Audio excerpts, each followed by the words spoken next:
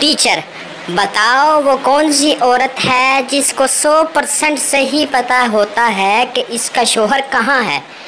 Pappu. Miss, बेवा औरत।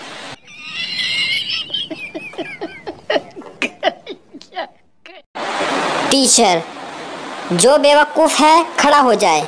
कुछ देर कोई न खड़ा हुआ तो पप्पू खड़ा हो गया। टीचर, क्या तुम बेवकूफ़ हो? पप्पू, नहीं मिस, आप अकेली खड़ी थी, मुझे अच्छा नहीं लगा।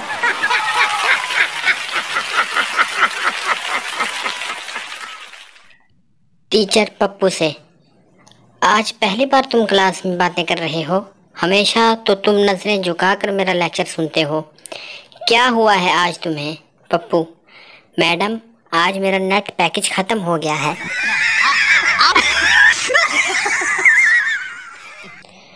टीचर, आज ऐसा सवाल पूछूंगी जिसका जवाब तुम नहीं दे सकोगे। बच्चा, मैम जी आप पूछो तो सही। टीचर, फुटबॉल मेल है या फीमेल? बच्चा, फीमेल। टीचर, वो कैसे?